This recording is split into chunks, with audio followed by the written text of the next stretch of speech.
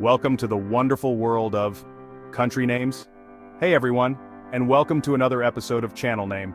Today, we're going on a trip around the world, but not in the way you might think. We're not talking about landmarks or famous foods. No, today we're talking about something much more fundamental, the names of the countries themselves.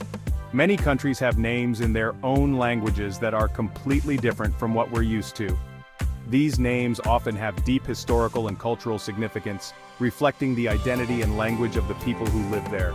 So, buckle up, because we're about to embark on a journey to explore 9 countries and uncover the fascinating stories behind their native names. Our first stop takes us to the heart of Europe, to a country known for its precision engineering, rich history, and of course, delicious beer. I'm talking about Germany, or as the Germans call it, Deutschland. Now you might be wondering, where on earth did Deutschland come from? And what happened to good old Germany? Well, the story of Deutschland goes way back, all the way to the early Middle Ages. Back then, what we now know as Germany wasn't a unified country, but rather a collection of different tribes, speaking similar but distinct Germanic languages.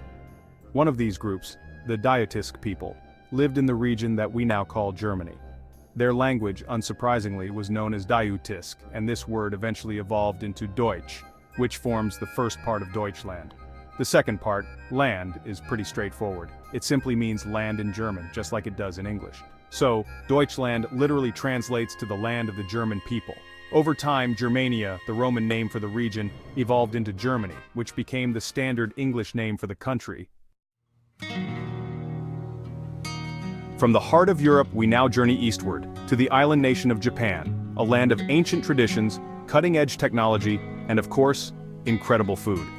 Now, while we call this fascinating country Japan, did you know that the Japanese people have not one but 2 different names for their homeland?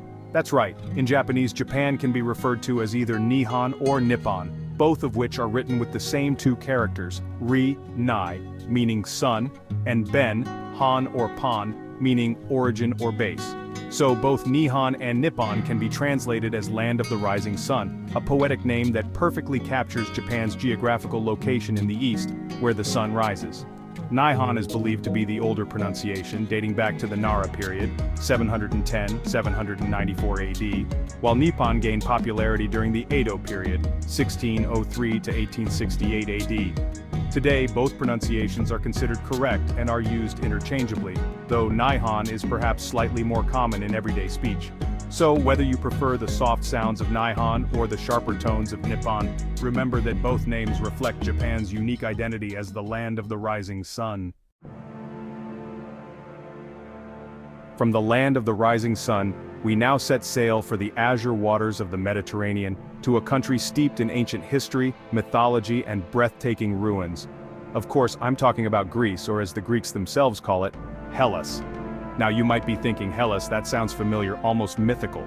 According to legend, Helen, the son of Deucalion and Pyrrha, survivors of a great flood, sound familiar, was the mythical progenitor of the Hellenic people, also known as the Greeks. From Helen's name we get Hellas, the ancient and still used Greek name for Greece. But why the difference between Hellas and Greece? Well, that difference goes back to the Romans, who had a habit of giving places their own names. Remember Germany? The Romans encountered a Greek tribe called the Greci, who lived in a region of western Greece and decided to use that name for the entire Greek peninsula. Graecia in Latin became Greece in English. From the sun-drenched shores of Greece, we travel north to a land of thousands of lakes, dense forests. I'm talking about Finland, or as the Finns call it, Suomi. Now, unlike some of the other countries we visited today, the origin of the name Suomi is shrouded in a bit of mystery. The word Suomi comes from, but there are a few theories, each more interesting than the last. One theory suggests that Suomi might be related to an ancient Baltic word for sea or water, Finland's close relationship with the sea and its countless lakes. Another theory proposes that Suomi could be derived from the Proto-Uralic word, which is believed to have meant land or territory, and Suomi to the word Suoma, which in some Finnish dialects means swamp or marshland. Regardless of its exact origins, Suomi is a name that holds deep meaning for the Finnish people, representing their introduction to their land.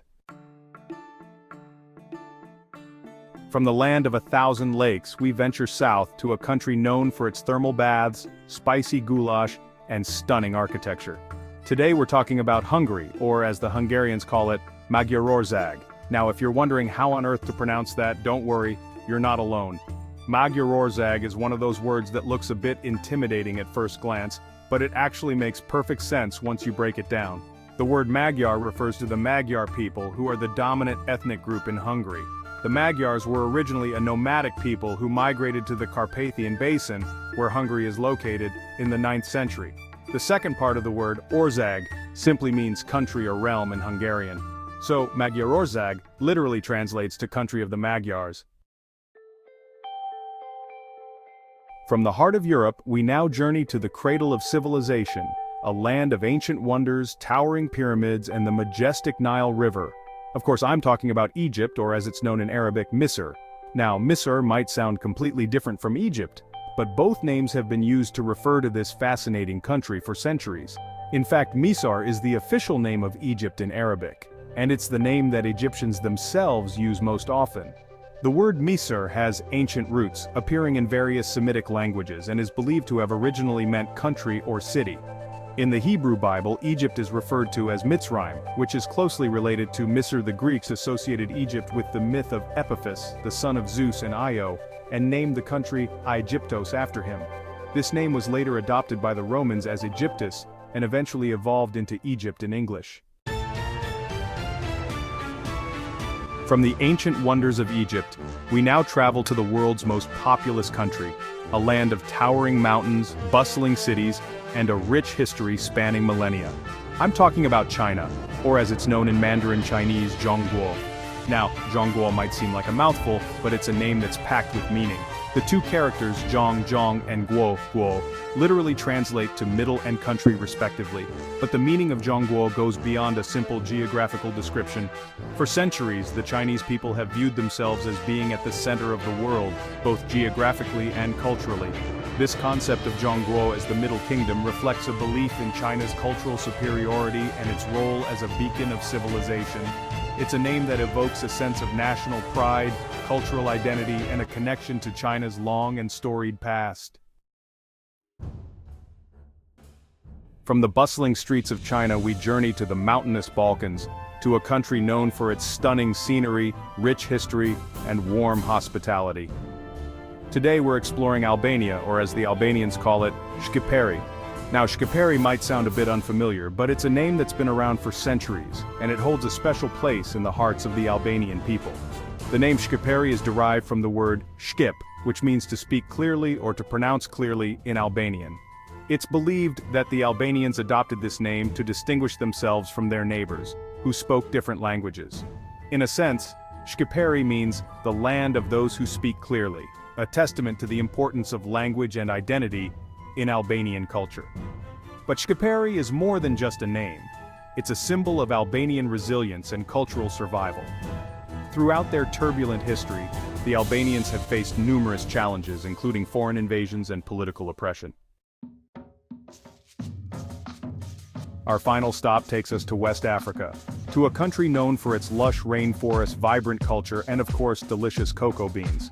I'm talking about Ivory Coast, or as it's officially known, Côte d'Ivoire.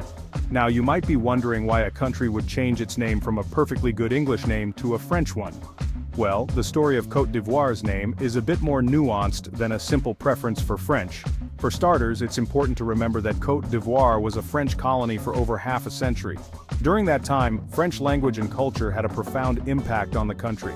In fact, French remains the official language of Côte d'Ivoire to this day. In 1985, President Félix Houphouët-Boigny decided to make Côte d'Ivoire the country's official name in all languages to promote national unity and a sense of shared identity. And there you have it, 9 countries, 9 native names, and a whole lot of history and culture packed into each one. It's amazing how much we can learn about a place just by understanding the meaning behind its name. Thanks for watching.